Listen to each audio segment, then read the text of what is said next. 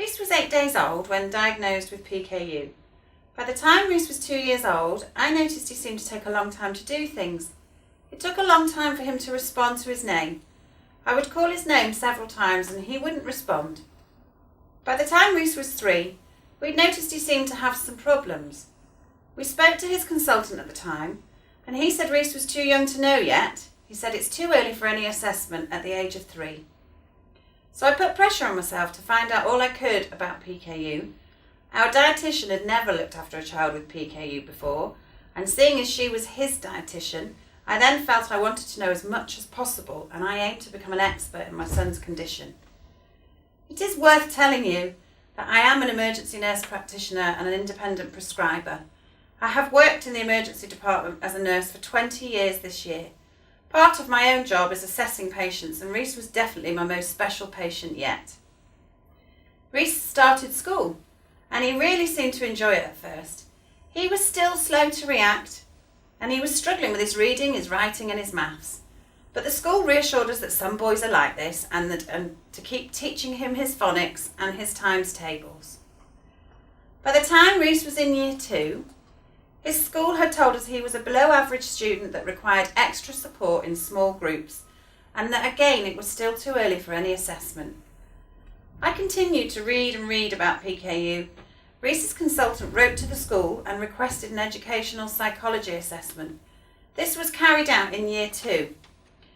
It showed that Reese was hypersensitive and he had a severe processing delay and fine motor skill problems. At this point, he was 1 year behind his peers. After this first assessment for Reese, the school continued to put in extra support. They carried on with the small group sessions of maths and English. His protein levels continued to be raised slightly. Whenever he was poorly or if he was ever anxious about things, his levels continued to rise. He struggled socially and he was always anxious about making friends. He tried to hide his PKU from others. He didn't want them to know and he didn't want to feel different. He was bullied for a while in years 3 and 4 whilst he was at school.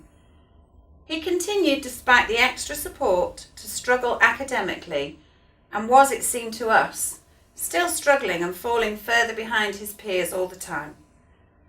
His anxiety was high at home. Despite all of this, Reese was mainly a very happy child overall, and especially when he was not at school. We asked again and again over the years for an EHCP assessment, and we were told several times, the harder you push, the further people go in the other direction. Mrs. Taylor, your anxiety is passing on to your child. He is fine and you need to trust us. We don't see the same child as you do in school. We don't think of Reese as a child with PKU. We think of him as a child who doesn't want to learn. We don't like to label children here in school. Several other professionals agreed with the need for an EHCP over the next 4 years, and they too wrote to the school without success. Political changes meant the educational psychologist was no longer able to request a full assessment of my son, even though he felt it was required. It had to be done by the school. In year 4, the community paediatric consultant requested another educational psychology assessment for Reese. He said he had hoped the school would then continue on to do the EHCP assessment if his process delay was worse. Again, the assessment showed that Reese had a process delay which was now worse. The report said that Reese was now 2 years behind his peers and that he was worse than previously thought. His maths age on assessment was 5 and he was now 9. The school still refused to do an EHCP assessment, despite continuous requests from us. We were unable to change schools either. We did look into that. There were no spaces in any school that was near us, so we were stuck where we were. In year 6, Reese's PKU levels were nearly always slightly elevated from the recommended levels. No one could ever find an obvious cause for it, and we were continuously anxious as parents. The changes our children go through in year 6 are very hard for any child. Getting ready to go to big school, taking your SATs and having more homework than ever before in preparation for your growing maturity. With Reese's anxiety, he was now extremely stressed, easily distracted and definitely struggling socially to feel confident around his peers.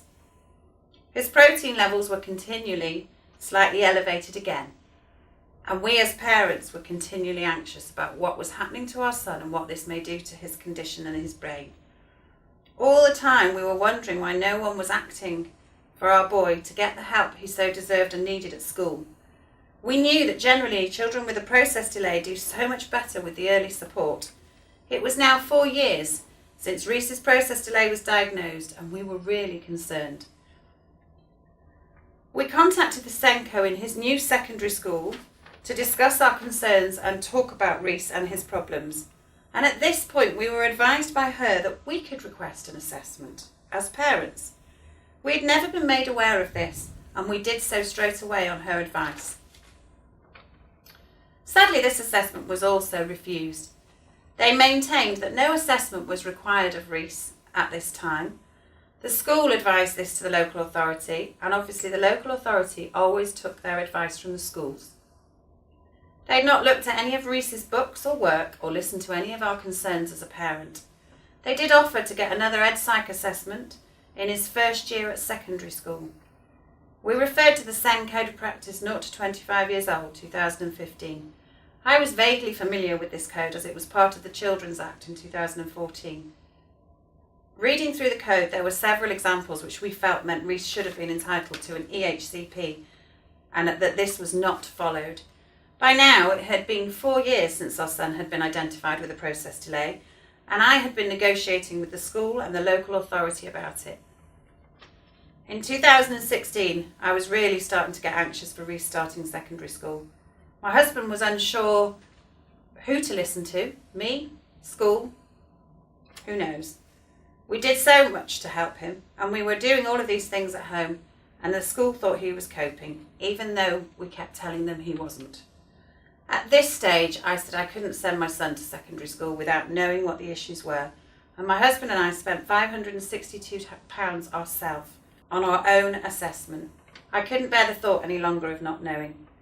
Last July, we paid for this assessment, and sadly it proved that everything was right all along, and that things were far worse than expected. Reese has got a severe processing delay. He has attention deficit disorder and is consequently now 5 years behind his peers at school. He is taking Ritalin now to help him focus, and this has helped him immensely.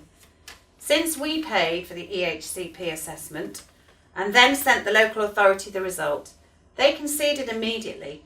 Reese now has one-to-one support in all of his lessons at school.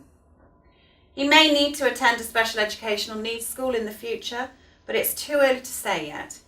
He's currently still in a mainstream school, and he is enjoying it most of the time. Since last September, we have made an official complaint against the school and the local authority.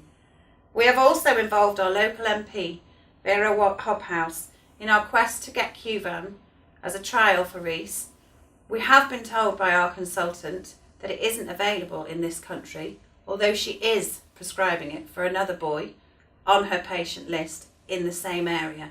Reese's anxiety and frustration would definitely have been reduced, and he would most likely be only 1 year behind his peers if the strategy suggested in year 2 had been implemented as an EHCP assessment. Ben Howlett is the chair of the Rare and Genetic Metabolic Disease Group for the All-Party Parliamentary Support Group, and we were very interested to see what he could add to support our case, and he has been very helpful in this role. Other families do not deserve this. They are all expecting the same support that we were too. We have not been reassured that this will not happen again. There are several PKU families in our area, and most of them are younger than my son and yet to start school. I wanted to share our story today to improve awareness of PKU for our children and their future, and also to demonstrate how difficult it is to get any help and support as a parent in the right places for your child with PKU. With the knowledge of the pathways that I have and the experience that I have as a healthcare professional, experience of all these difficulties has made it extremely difficult. And if I have these problems, what chance does any other parent of a child with PKU stand without knowledge of these? Thank you.